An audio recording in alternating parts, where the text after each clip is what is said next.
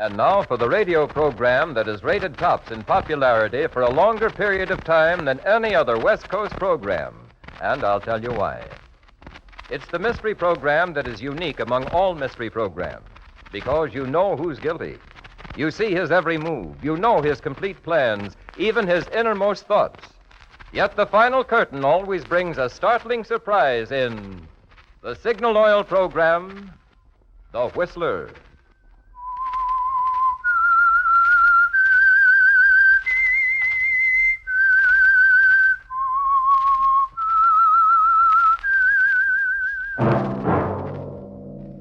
That whistle is your signal for the Signal Oil program, The Whistler.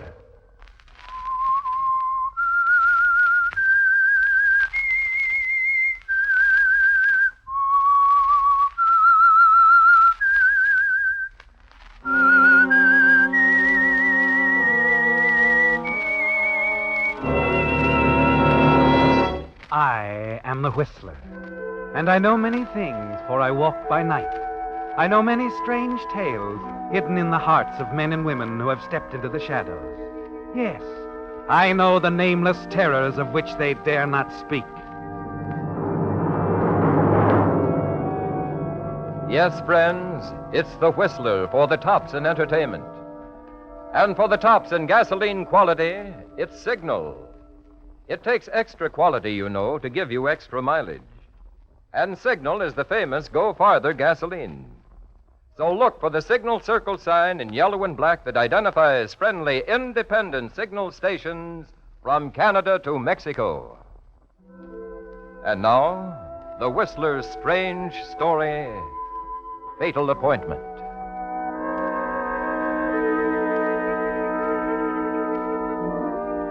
Lee Brand was a happy man. There was a spring to his step as he crossed the front terrace of his palatial summer home at Carmel.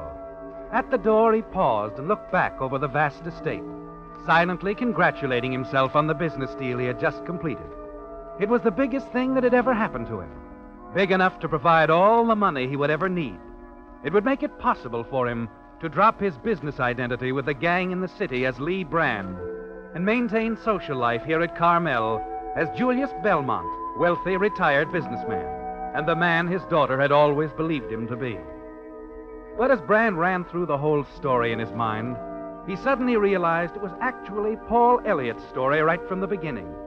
And that was on a July night a little less than 2 years ago, when Brand and one of his men were driving across the Sacramento River. Their headlights picked up the figure of a man standing on the railing. Hey, look at that guy. Is he going to jump? Huh? Good Lord. Speed up, Dave. Pull over there, fast.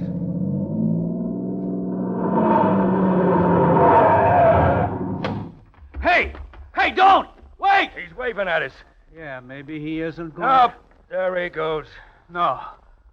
That wave was just goodbye. Guy must be screwy when he gets Get going, Dave. Down the ramp to the river. We'll pull him out. What? Come on, hurry, hurry!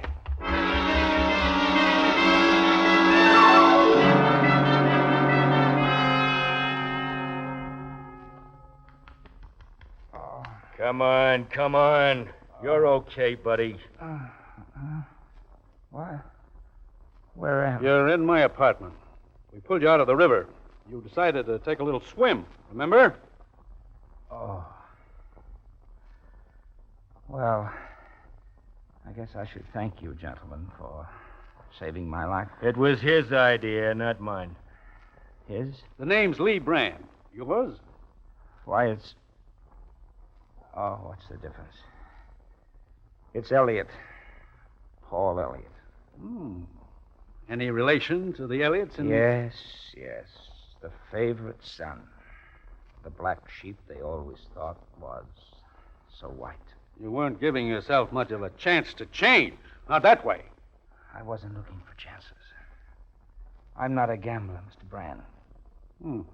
I wonder. Just how bad is it, Elliot? Anything a little time and money could mend? Look, you pulled me out back there. I said thanks, even though I don't appreciate it. But you don't look like Santa Claus, Mr. Brand. And your friend here... Listen, we can push you back in, brother. In fact, I think Never it's mind, a good... Dave. What's there to hide, Elliot? Your life history would have been all over the front pages tomorrow. Yes, I suppose. Only when you get into a jam over 50,000 in funds that belong to your own family.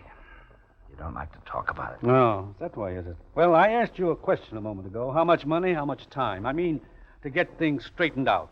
All the way. It's not that easy. Besides, what's the catch? No catch. You see, I am a gambler, Elliot. It's my business. And I've never seen a situation yet that I couldn't rescue something out of. Haven't you got any real property we could save? No stocks, bonds, insurance policies? Well, sure. I've got insurance, $250,000 worth, with lapsed premiums. Could they be picked up, reinstated? I think so, but what are you going for, Brand? Your peace of mind, and mine, too. You said that, well, that with your own family it's different. You don't like what they might think of you. That's right. Well, maybe I can fix that for you, if you fix things for me. Huh? I told you I'm a gambler. Let me clear my life up, too, with one last big toss. Fix it so I can retire.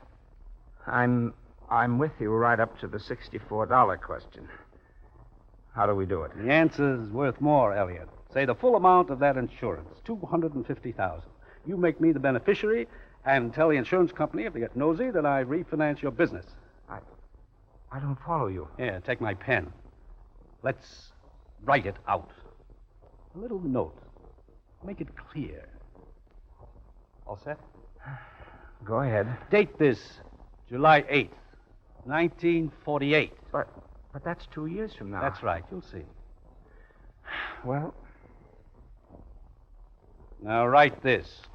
I, Paul Elliott, not acting under duress, am taking my life by my own hand. What? And Wait a minute. Keep writing. And that no living person should in any way be held responsible for my death. Sign it. Put it in an envelope. Give it to me. Oh, listen, this It's is your crazy. Our deal, Paul. Yours and mine. I give you $50,000, and you give me that suicide. But it's ridiculous. I'm all mixed up. I never heard of anything Maybe like... you haven't. But I've been thinking of a deal like this for years. But how can we make a deal like that? What if I changed my mind 2 years from now and wanted to live? Even I know the answer to that part. Right, David. Your mind would be made up for you. Right on schedule. How about it, Paul? $50,000. Tempted? I'll have to think. Give me some time. I'll call you. I think so. I'll wait up until you do.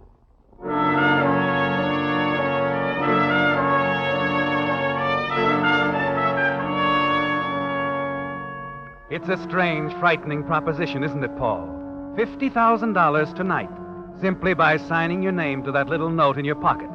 A note that says you died by your own hand. Walking along, thinking it out carefully, you wonder if you really would have to die. Brand himself might be dead in a year. A lot of things could happen before your own life fell due. You could straighten things out, Paul. You know you have the brains to get the business running again. You think you might find a way to outsmart Brand. If necessary, you might even kill him.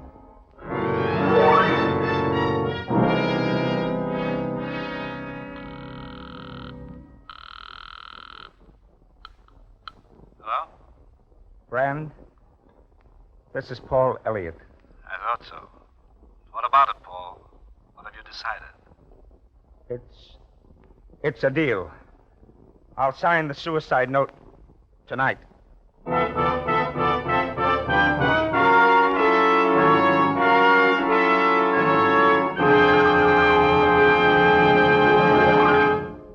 With the prologue of Fatal Appointment, the Signal Oil Company brings you another strange story by The Whistler. But now, since this is travel season, I'd like to pass along a tip to you drivers. Wherever you travel throughout the Pacific Coast states, from Canada to Mexico, you'll discover that Signal is known as the Go Farther gasoline. Now, naturally, we're mighty proud of that reputation, but even more so, we're proud of what makes Signal's famous mileage possible. The extra efficiency your motor gets from today's Signal gasoline, which also means more thrilling knock-free power for your car, more driving pleasure for you. Yes, that's right. Performance is the result of the same features a gasoline must have to give you extra mileage. That's why Signal says your speedometer is the best yardstick of gasoline quality. So if you want to be sure you're choosing the gasoline that tops in quality, there are just two things to remember. One, in gasoline, it takes extra quality to go farther. And two, Signal is the famous Go Farther gasoline. Now, back to the Whistler.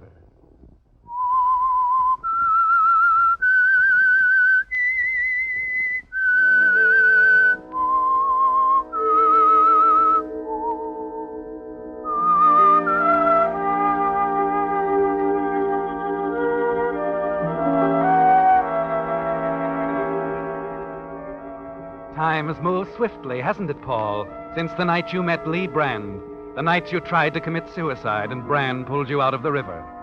Yes, that night you made a bargain. You agreed to make Brand the beneficiary of your insurance policy in return for $50,000 to get you started again. And now Brand's backing has made it possible for the Paul Elliott Enterprises to rally surprisingly, surge ahead, and all your friends are talking about it, calling you the Miracle Man. Yes, Paul, it's different now. Not that every transaction has been completely honest, but you've been successful, and so busy you have practically forgotten your deal with Brand. At the office, it's always the same, working at a fever pitch. Yes? Hello, darling. Huh? Oh, Barbara, hello. Well, hell, you almost didn't remember me. Oh, no, that's not true. I was busy, Barbara. You're always busy. I get more than a few extra minutes with you lately. I'm lucky. Not as lucky as I am. What about tonight? Tonight? Our dinner date. You haven't forgotten that. And the weekend party at the wedding Oh, dress? no, I haven't forgotten. And I do want to go, Barbara, and be with you, but... But you're not sure you can make either of them. Oh, that's right, darling. I hope you understand. I do. But I don't have to like it. Will you call me soon? Very soon, Barbara. You know I will. All right. Climb back in your treadmill. Sorry I interrupted. Goodbye, Barbara. Bye. Morning, Paul. Oh, good morning, Dick. Hey, you look and sound a little down, old man. When are you going to take that vacation? Oh, that's your idea. Well, it's your health. And here's something that says we can spare you around here for a while. Oh? The latest audit. You've got the company in good shape, mister. Here, take a look at this report. Why, with the deals we have set, we'll be counting profits for 6 months at least. Can't miss. I hope you're right. Really, Paul, you've done wonders. And all of it in exactly 2 years. 2 years? Almost to the dot. It's July 7th. You know, I thought it was still June. Hey, look, Paul, there's such a thing as concentrating too hard on one thing. I still think that a vacation... Yes. I'm definitely going to take some time off, Dick, and right away. Say, are you feeling all right? Of course. Why, what's the matter? I'm asking you. First, it's no vacation, positively. Now you've practically got your bags packed. Well, can't a guy change his mind? I suppose, but... Paul, is there anything wrong? Anything I could help you with? Why, no. There's not a thing wrong, Dick. Not a thing in the world.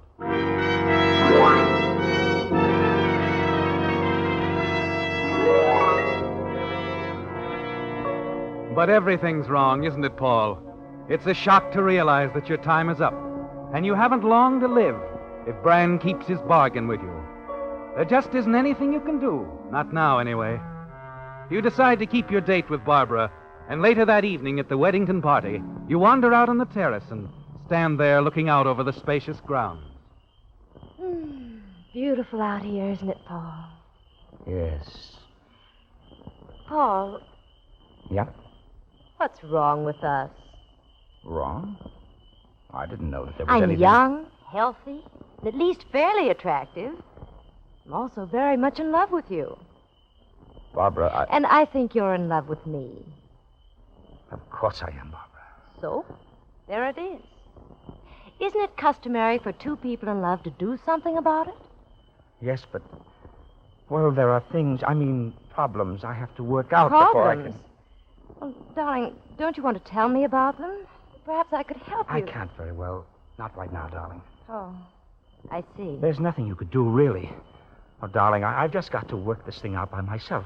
If you'll just give me a little time to straighten things out. Is it about the business, Paul? Well, yes, in a way. But I thought everything was going so well. Dick's been telling us what a grand job you've done with the company. Well, he even mentioned that you're going to take a vacation. Well, I haven't quite made up my mind about Oh, why don't you, Paul? It would do you good to get away. it. Get away? Yes. Yes, it would do me good to get away. Look, I'm going down to Father's summer home at Carmel tomorrow. Why don't you join us? I know Father'd love to meet you. Carmel? Wonderful place, really.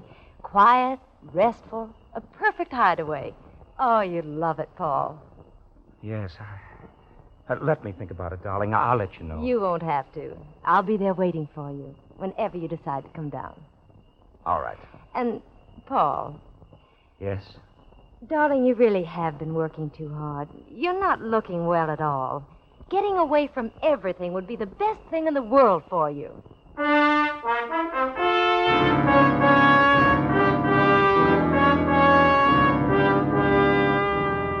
Barbara has given you an idea, hasn't she, Paul? Yes, you do need to get away. As far away from Lee Brand as possible. But Carmel isn't far enough, is it? Shanghai, Buenos Aires, perhaps. Yes, that's much better. And it's the only thing you can do. The next morning, you hurriedly pack a suitcase. And as you're about to phone for a taxi...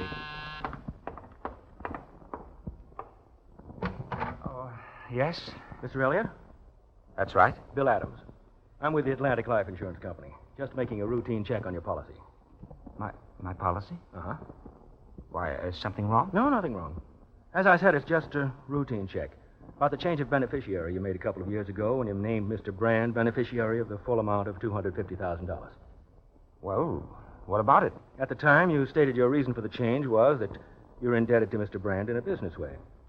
Well, yes, that's correct. Well, we understand your business is in excellent shape now. Thought perhaps you'd want to change the beneficiary again. Some member of the family, maybe. Oh. Come in, won't you, please? Of course.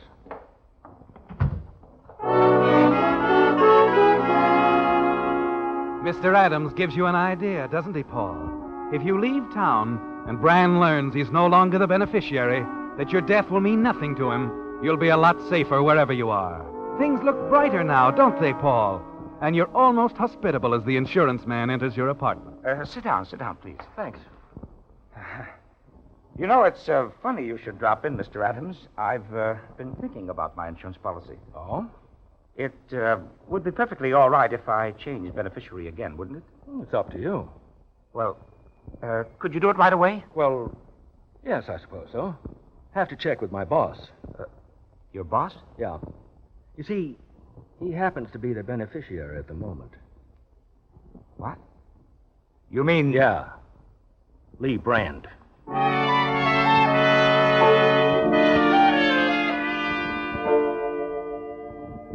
You realize now how useless it would be to try to change the insurance policy, don't you, Paul? And you realize, too, that running away is now out of the question. From now on, Brand will have you watched every minute. You're trapped. There seems to be no escape from Brand. And your date with death. But you're not going to give up, not just yet. There's Barbara. Somehow you feel she'll be able to help you. She's in love with you. She'll do anything for you, won't she, Paul?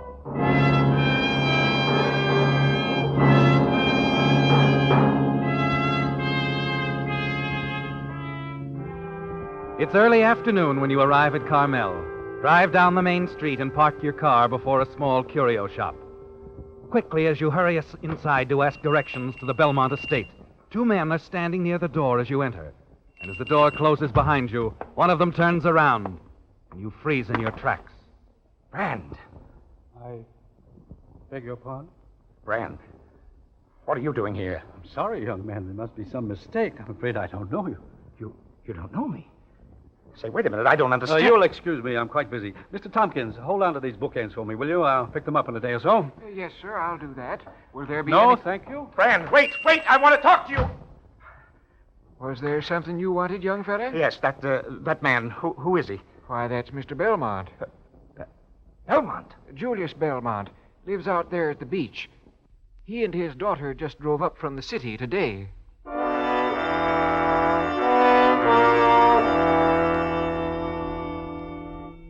It's fantastic, isn't it, Paul? Brand the gambler is Barbara's father. And even as the realization hits you, you see a way out of your bargain. Yes, Barbara is the answer. Sweet, trusting Barbara. And she's waiting for you to marry her. Marriage. That would solve everything, wouldn't it? Yes, you can use Barbara to save your life. You hurry back out into the street, find a phone booth, and call the Belmont estate. Oh, Paul, this is a surprise. Oh, I hadn't expected to hear from you so soon. When are you coming? Well, I'm not Barbara. Oh. Oh, I see. Barbara, darling, how soon can you meet me at my apartment? At your apartment? Paul, what's happened? Nothing at all, darling. You remember what we talked about last night, that problem I had to work out? Yes. Well, everything is settled now, darling. My problem has been solved. Oh, then you mean... I mean, I'm asking you to marry me, Barbara, right away. Oh, darling. Then you aren't going to make me wait till I'm old and gray. What do you say, Barbara? Oh, of course I'll marry you. Could have told you that the first day we met. How soon can you pack a bag and meet me? Well, why can't you come here to Carmel? I want you to meet Father. I haven't told him about you yet. Oh, no, please, don't. Don't say anything to anyone. Just meet me. Paul, there is something the matter. Won't you tell me? Nothing's the matter, darling. But then why can't you come here and... Darling, will you do as I ask this one time? All right, Paul. We have a few guests here. It may be some time before I can get away. But I'll come as quickly as I can. Oh, good. And hurry. Hurry, will you, sweetheart?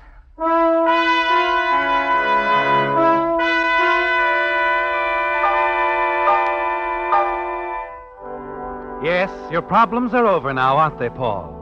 And you wonder what Brand, alias Mr. Julius Belmont, will say when he discovers that you've married his daughter. It'll be too late then for him to do anything, and you'll be freed. You hurry back to town to your apartment and wait for Barbara. And then shortly before 7 that night. Oh, Barbara, I thought you'd Hello, Elliot. Brand. Mind if I come in? What do you want? It was a bad mistake you made, Elliot, prying into my private affairs. Look, Brand, I didn't mean I to... don't know how you found out or what, but you shouldn't have come down to Carmel, Elliot. You shouldn't have found out I was Julius Belmont. Oh, wait a minute, What are you doing? Recognize this piece of paper? It's your suicide note, Elliot. Brand, listen to me. I still have another day. Give me a break. I can't take any more chances. Well, then give me a chance to explain. Sorry, kid, but I'm through gambling. It's all over.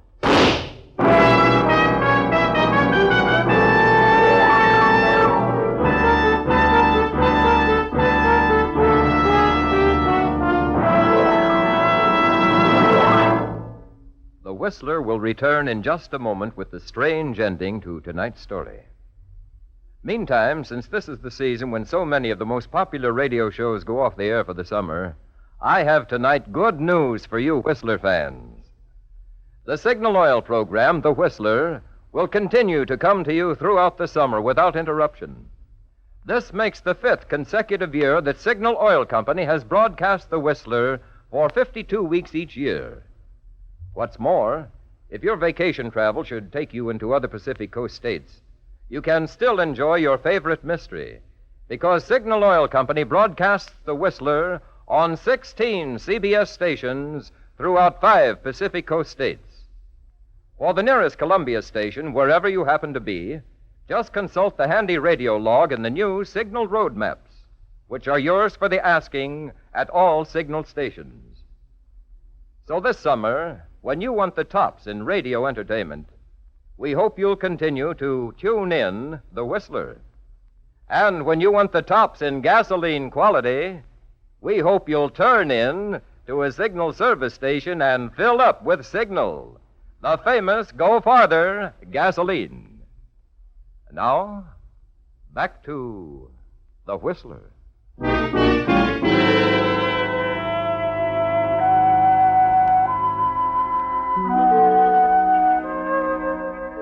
Yes, Lee Brand was a happy man, and there was a spring to his step as he crossed the front terrace of his palatial summer home at Carmel. There was a smile on his face, the smile of a man who had just accomplished something worthwhile. It was over, the plan that had begun 2 years ago. Paul Elliott was lying dead in his apartment with that suicide note beside him. It would only be a formality now. Of course, there'd be an investigation, but with the note to back Brand up, it was only a matter of a few weeks until he received the insurance money.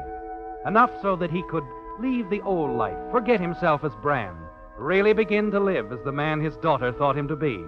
Julius Belmont, wealthy, retired businessman. In the study, Brand poured himself a drink, sat back and relaxed near the huge French windows overlooking the ground.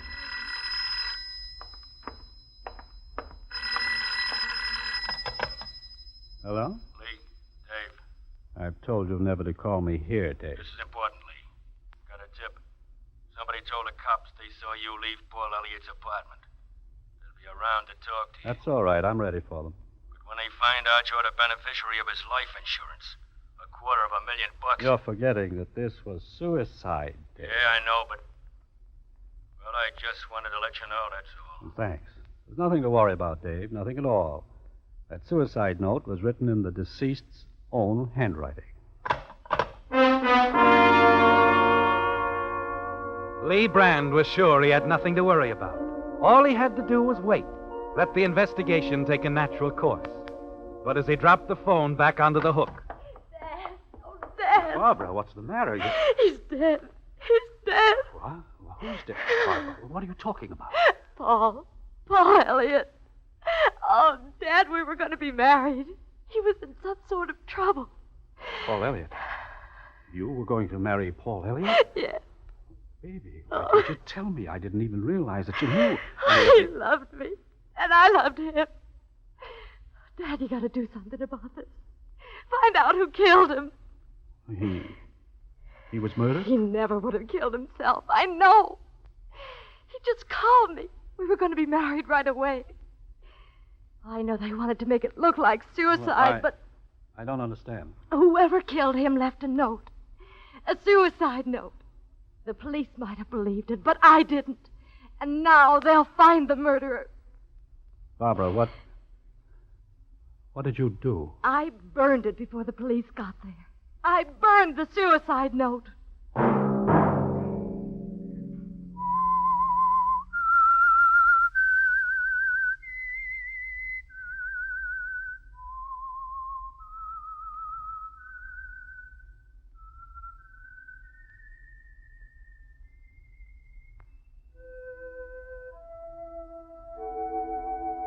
Let that whistle be your signal for the Signal Oil program, The Whistler, each Wednesday night at the same time.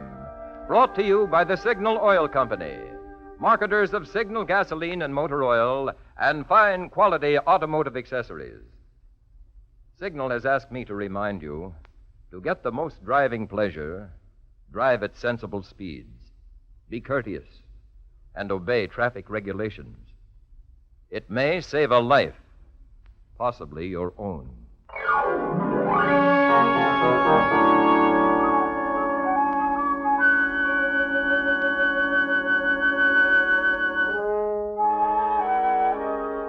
Featured in tonight's story were Wally Mayer, Herb Butterfield, and Doris Singleton. The Whistler was produced and directed by George W. Allen, with story by Phil McMurray and music by Wilbur Hatch, and was transmitted to our troops overseas by the Armed Forces Radio Service. Remember, at the same time next Wednesday, another strange tale by The Whistler. This is CBS, the Columbia Broadcasting System.